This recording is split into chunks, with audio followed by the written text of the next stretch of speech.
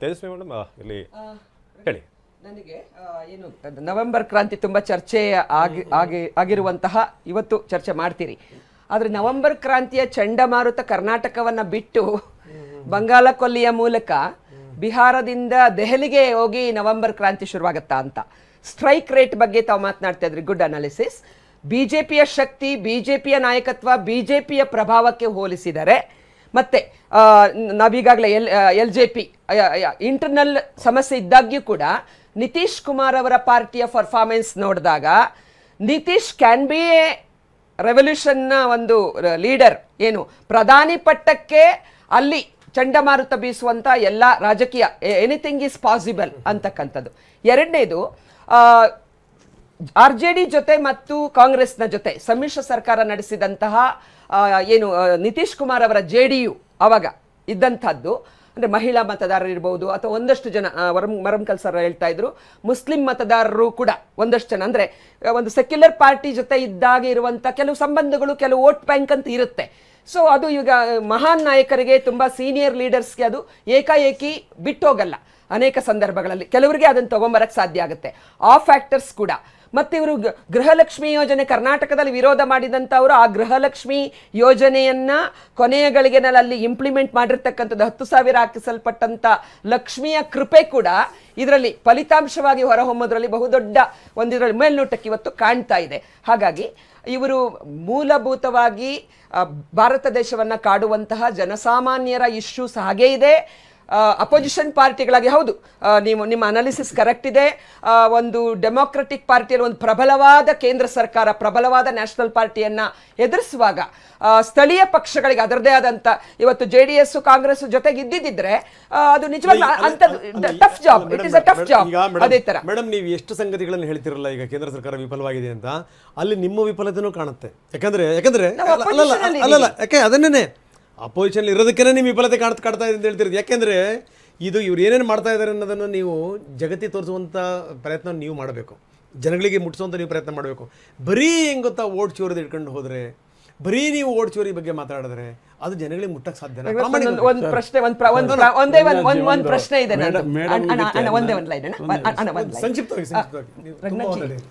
ರಾಹುಲ್ ಗಾಂಧಿಯವರು ಮತ್ತು ಸೋನಿಯಾ ಗಾಂಧಿಯವರ ಕುಟುಂಬದ ಮೇಲೆ ಮಾಡಿರುವಂತಹ ಒಟ್ಟಾರೆ ಪ್ರಚಾರ ಮತ್ತು ಅಪಪ್ರಚಾರದ ಒಂದು ರಿಸರ್ಚ್ ಅನ್ನ ಮಾಡಿ ಒಂದು ಪೇಪರ್ ತರೋದಕ್ಕೆ ಸಾಧ್ಯ ಆದ್ರೆ ಎಷ್ಟು ವ್ಯಯ ಮಾಡಲಾಗಿದೆ.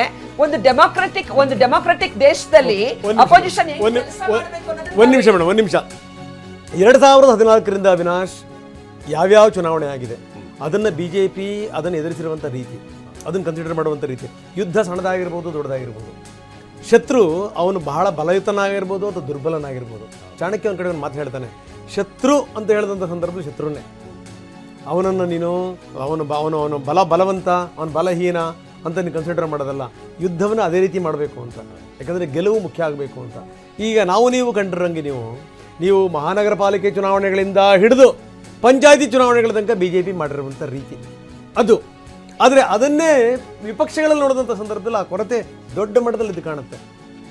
ನಾಯಕರುಗಳೇ ಪತ್ತೆ ಇರಲ್ಲ, ಬಂದು ಮಾತಾಡುವಂಥವ್ರು ಇರಲ್ಲ, ಮಾತಾಡಿದ್ರು ಹಿಂಗೋತ್ರ ಎಪರ ತಪರ ಮಾತಾಡೋದು, ಜನಗಳಿಗೆ ಏನು ಮುಟ್ಟಿಸ್ಬೇಕೋ ಅದನ್ನು ಬಿಡೋದು, ಬೇರೆದನ್ನು ಮಾತಾಡೋದು. ಸೊ ಇದು ಈಗ ನೋಡಿ, ಇದು ಯಾಕೆ ಇಷ್ಟೊಂದು ಗೆಲುವು ಬಂತು? ವಿಪಕ್ಷಗಳು ಬೇಕಾದ್ದನ್ನು ಹೇಳ್ಕೊಳ್ಳಿ, ಗೆಲುವಿನ ಹಿಂದೆ ಇರುವಂಥ ಶ್ರಮ. PM ಮೋದಿ ಬ್ರ್ಯಾಂಡ್ ಜೊತೆಗೆ ಏನಂದ್ರೆ ಅಮಿತ್ ಶಾ ಕೋತ್ವಾಲ್ ಮಾಡಿರುವಂಥ ತಂತ್ರ. ಬರೀ ಪ್ರಹ್ಲಾದ್ ಜೋಶಿ ಮಾತಾಡ್ತಾ ಇದ್ದಾರೆ ನೋಡೋಣ. ಬಿಹಾರದ ಮತದಾರ ನರೇಂದ್ರ ಮೋದಿ ಅವರು ಮತ್ತು ನಿತೀಶ್ ಕುಮಾರ್ ಅವರ ನೇತೃತ್ವಕ್ಕೆ ಸ್ಪಷ್ಟ ಜನಮನ್ನಣೆಯನ್ನು ಕೊಟ್ಟಿದ್ದಾರೆ. ಏನು ನಕಾರಾತ್ಮಕವಾದಂಥ ರಾಹುಲ್ ಗಾಂಧಿಯ ಧೋರಣೆಗಳಿದ್ದಾವೆ, ಅದನ್ನು ಸ್ಪಷ್ಟವಾಗಿ ಜನ ತಿರಸ್ಕರಿಸಿದ್ದಾರೆ. ತೇಜಸ್ವಿ ಯಾದವ್ ಅರ್ಥಾತ್ ಲಾಲು ಯಾದವ್, ರಾಬ್ಡಿ ದೇವಿ ಇವರ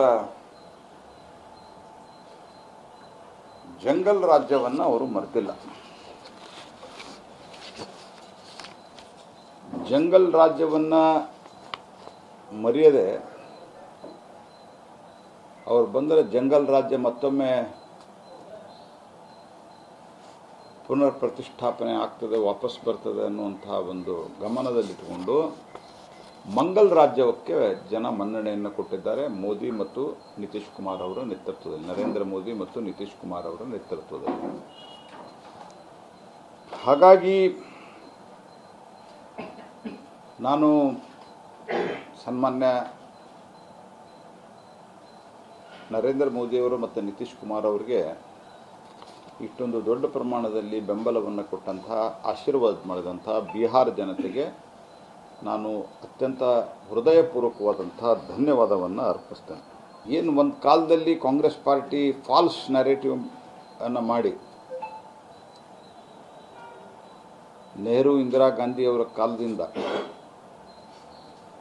ರಾಜೀವ್ ಗಾಂಧಿ ಸೋನಿಯಾ ಗಾಂಧಿಯವರೆಗೆ ಒಂದು ಸುಳ್ಳು ನರೇಷನ್ ಸೃಷ್ಟಿ ಮಾಡಿ ಚುನಾವಣೆ ಗೆಲ್ತಾ ಇದ್ದರು. ಜನ ಡೇಸ್ ಟು ಕಮ್ ಭಾರತದ ಪ್ರಜಾಪ್ರಭುತ್ವವನ್ನು ಗಟ್ಟಿಗೊಳಿಸಿ ಸ್ಪಷ್ಟವಾಗಿ ಅರ್ಥ ಮಾಡಿಕೊಂಡ. ಈ ರೀತಿಯ ನಕಾರಾತ್ಮಕವಾದಂತಹ ಧೋರಣೆಯಿಂದ ದೇಶ ಮತ್ತು ರಾಜ್ಯವನ್ನು ಮುನ್ನಡೆಸಲಿಕ್ಕೆ ಸಾಧ್ಯ ಇಲ್ಲ ಅನ್ನುವಂಥದ್ದನ್ನು ಸ್ಪಷ್ಟವಾಗಿ ಅರ್ಥ ಮಾಡಿಕೊಂಡಿದ್ದಾರೆ. ರಾಹುಲ್ ಗಾಂಧಿಯವರ ಬಹುಶಃ ಸೋಲಿನಲ್ಲಿ ಶತಕ ಇದೆ ಅಂತ ನಾನು ಅಂದ್ಕೊಂಡಿದ್ದೆ. ಇದು ಸೋಲಿನ ಶತಕ. ಅವರು ಜನರನ್ನ ದಾರಿ ತಪ್ಪಿಸಿ ಜನರ ವ್ಯವಸ್ಥೆ ವಿರುದ್ಧವೇ ಒಂದು ಪ್ರಚೋದನೆ ಕೊಡುವಂಥ ಕೆಲಸ ಮಾಡಿದ್ರು. ಜನ ಒಂದು ನಯಾ ಪೈಸಾದಷ್ಟು ಸ್ವೀಕಾರ ಮಾಡಿಲ್ಲ. ಅವ್ರು ನೋಡ್ರಿ ಅಲ್ಲಿ ಹೋಗಿ ಹೇಳಿದ್ರು ಓಟ್ ಚೋರಿ ಏನು ಒಂದು ಜನ people have just rejected it. So ಇದು ಪ್ರಹ್ಲಾದ್ ಜೋಶಿ ಅವರ ಮಾತು. 188 ಕ್ಷೇತ್ರಗಳಲ್ಲಿ NDA ಗೆಲುವಿನತ್ತ ದಾಪುಗಾಲು ಹಾಕಿರೋದ್ರ ಬಗ್ಗೆ ಅವರು ಮಾತಾಡ್ತಾ ಇದ್ರು. ಇದೇನು ಅಂತಂದರೆ ಮೋದಿಯವರ ನಾಯಕತ್ವವನ್ನು ಜನ ಪರಿಗಣಿಸಿದ್ದಾರೆ, ನಿತೀಶ್ ಕುಮಾರ್ ಅವರ ನಾಯಕತ್ವವನ್ನು ಜನ ಪರಿಗಣಿಸಿರ್ಬೋದು. ಹಿಂಗಾಗಿನೇ ಇಂಥ ಒಂದು ದೊಡ್ಡ ಜಯ ಸಿಕ್ಕಿದೆ ಅನ್ನುವಂಥ ಮಾತು. ಮೇಡಮ್, BJP ನಾಯಕರು ಮಾತಾಡ್ತಾ ಇದ್ದಾರೆ, ಅದ್ರ ಬಗ್ಗೆ ಏನಂತೀರಿ ಸರ್? ಒಂದೇ ನಿಮಿಷ ಸರ್. ಪ್ರಜಾಪ್ರಭುತ್ವದಲ್ಲಿ ಇವತ್ತು ಪ್ರಜಾಪ್ರಭುತ್ವವನ್ನು ಪ್ರೀತಿಸ್ತಕ್ಕಂಥವ್ರಿಗೆ ಭಾರತ ದೇಶದಲ್ಲಿ ನಡೀತಿರ್ತಕ್ಕಂಥ ಎಲ್ಲ ಇದನ್ನ ವಿದ್ಯುನ್ಮಾನ ಮಾಧ್ಯಮಗಳಿಂದ ಅರಿವಿಗೆ ಬರ್ತಾ ಇದೆ. ಎರಡನೇದು, ಇದೇ ನಿತೀಶ್ ಕುಮಾರ್ ರಿಸಲ್ಟ್ ಅನ್ನ you can calculate. Nitish Kumar ಅವರು ಜಂಗಲ್ ರಾಜ್ ಅಂತ ಯಾರನ್ನು ಕರಿತೀರಿ ಅವ್ರ ಜೊತೆನೇ ರೂಲ್ ಮಾಡಿದ್ರು. ನಿತೀಶ್ ಕುಮಾರ್ ಸದಾಕಾಲ ಭಾರತ ದೇಶದಲ್ಲಿ ಈ ಒಂದು ಸಾಮಾಜಿಕ ಹೋರಾಟಗಳು, ಹಿಂದುಳಿದ ವರ್ಗದ ಹೋರಾಟಗಳ ನಾಯಕರಾಗಿ, OBC ನಾಯಕರಾಗಿ, ಯಾವ ಜಾತಿ ಪದ್ಧತಿಯನ್ನ ಅನುಕೂಲಕರವಾದಾಗ ಸಮರ್ಥಿಸ್ತಾ ಬೇರೆ ಸಂದರ್ಭದಲ್ಲಿ BJP ಟೀಕ್ಸುತ್ತೆ. ಇವತ್ತು OBC ನಾಯಕರಾದಂತ ಸುಶೀಲ್ ಕುಮಾರ್ ಮೋದಿ ಅವರನ್ನ ಅವರು ಮಾರ್ಕೆಟ್ ಮಾಡಕ್ಕಾಗಲಿಲ್ಲ. ನಿತೀಶ್ ಕುಮಾರನ್ನ ನಾನು ಭಾರತ ದೇಶದಲ್ಲಿ ಹರಿಯಾಣದಲ್ಲಿ ನಮಗೆ ಹಿನ್ನಡೆ ಆಗಿರಲಿಲ್ಲ, ಮಧ್ಯಪ್ರದೇಶದಲ್ಲಿ ಜನ ನಮ್ಮನ್ನ ಮನ್ನಣೆ ಕೊಟ್ಟು ಗೆಲ್ಲಿಸಿದ್ರು, ರಾಜಸ್ಥಾನದಲ್ಲಿ ನಮಗೆ ಮನ್ನಣೆ ಕೊಟ್ಟು ಗೆಲ್ಲಿಸಿದ್ರು.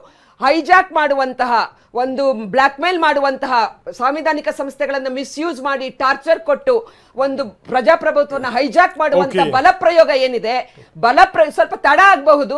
ಬ್ರಿಟಿಷರನ್ನೇ ಹಿಮ್ಮೆಟ್ಟಿಸಿದಂತ ಕಾಂಗ್ರೆಸ್ ಪಕ್ಷಕ್ಕೆ ಅಥವಾ ಪ್ರತಿಪಕ್ಷಗಳಿಗೆ BJPಯ ಈ ಒಂದು ಅಧರ್ಮದ ಹಾದಿಯನ್ನು ಹಿಮ್ಮೆಟ್ಟಿಸೋದಕ್ಕೆ ತಾಕತ್ತು ಇದೆ. ಆ ಒಂದು ಇಚ್ಛಾಶಕ್ತಿ ರಾಹುಲ್ ಗಾಂಧಿ ಅವರಿಗೆ ಮತ್ತು ಮಿತ್ರ ಪಕ್ಷಗಳಿಗೆ ಇದೆ ಎನ್ನುವಂತ ಮಾತನ್ನ ನಾನು ಹೇಳಕ್ ಇಷ್ಟಪಡ್ತೀನಿ. ಓಕೆ, ಈಗ ನಾವು ರಿಸಲ್ಟ್ ಬಗ್ಗೆ ಡೀಟೇಲ್ಸ್ ಅನ್ನು ಕೊಡ್ತಾ ಇದ್ವಿ. ಜೊತೆಗೆ ನಮ್ಮ ಜೊತೆ ಛಲವಾದಿ ನಾರಾಯಣಸ್ವಾಮಿ ಕೂಡ ಜಾಯ್ನ್ ಆಗಿದ್ದಾರೆ, ಪರಿಷತ್ನ ವಿಪಕ್ಷ ನಾಯಕರು. ನಿಮ್ಮನ್ನ ಮಾತಾಡಿಸ್ತೀನಿ ನಾರಾಯಣಸ್ವಾಮಿ ಅವರು. ಈಗ ನಾವು ನೋಡ್ತಾ ಇದ್ದೀವಿ ನಂಬರ್ಗಳು 189 NDA, ಹಾಗೆ ಮಹಾಗಠಬಂಧನ್ 51. ಈ ರೀತಿಯಾಗಿ ನಂಬರ್ಗಳು ಸದ್ಯಕ್ಕಿದೆ. ಜೊತೆಗೆ ನಾವು ಬೇರೆ ಬೇರೆ ಪಕ್ಷಗಳು ಅಂದರೆ BJPದೆಷ್ಟು, JDU ಅದರ ಬಗ್ಗೆ ಕೂಡ ಡೀಟೇಲ್ಸ್ ಅನ್ನ ನೀಡ್ತಾ ಇದ್ದೀವಿ.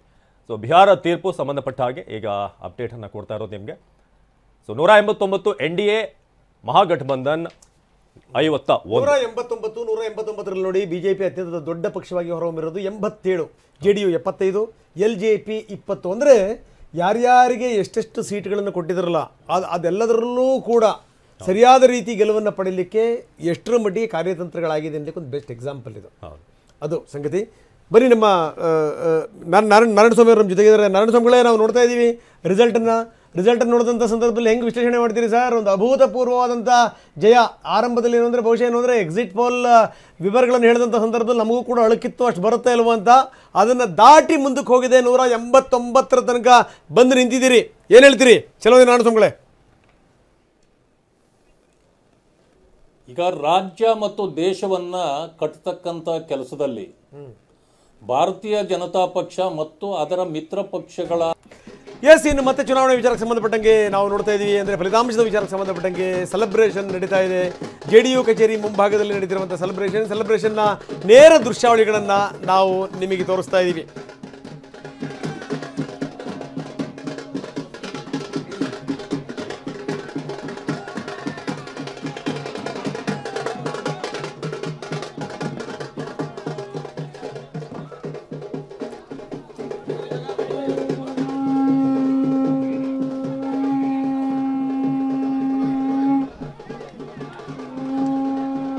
ವೈರುಧ್ಯ ಅನಿಸ್ಬಿಡ್ಬೋದೇನೋ ಕೆಲವು ಸಂದರ್ಭಗಳಲ್ಲಿ, ಯಾಕಂದರೆ ಯಾರೋ ಹೋಗಿರುವಂಥ ಸಂದರ್ಭದಲ್ಲಿ ನಾವು ಹೋಗಿರುವಂಥ ಸಂಗತಿಗಳನ್ನು ಮಾತಾಡ್ತೀವಿ, ಅದಾದ ನಂತರ ಏನು ಅಂದರೆ ಸೆಲೆಬ್ರೇಷನ್ ಸಂಗತಿಗಳನ್ನು ಕೂಡ ಮಾತಾಡ್ತೀವಿ, ಸೆಲೆಬ್ರೇಷನನ್ನು ತೋರಿಸ್ತೀವಿ. ಆದರೆ ವಾಸ್ತವ ಇದು ಯಾಕಂದರೆ ಸಂಗತಿಗಳು ಒಂದು ಕಡೆಗೆ ತಿಮ್ಮಕ್ಕನವ್ರು ಕಳ್ಕೊಂಡಿದ್ದೀವಿ, ಇನ್ನೊಂದು ಕಡೆಗೆ ಏನು ಅಂತಂದರೆ ಒಂದು ಪ್ರಜಾತಂತ್ರವನ್ನು ಗಟ್ಟಿಗೊಳಿಸುವಂಥ ಒಂದು ವ್ಯವಸ್ಥೆ ಅದು ಚುನಾವಣೆ ಅನ್ನುವಂಥದ್ದು, ಪ್ರಜಾಪ್ರಭುತ್ವವನ್ನು ಉಳಿಸುವಂಥ ವ್ಯವಸ್ಥೆ ಚುನಾವಣೆ ಅನ್ನುವಂಥದ್ದು. ಆ ಚುನಾವಣೆಯಲ್ಲಿ ಆದಂಥ ಗೆಲುವು, ಆ ಗೆಲುವಿನ ದೃಶ್ಯಾವಳಿಗಳನ್ನು ಕೂಡ ನಾವು ನಿಮಗೆ ತೋರಿಸ್ತಾ ಇದ್ದೀವಿ.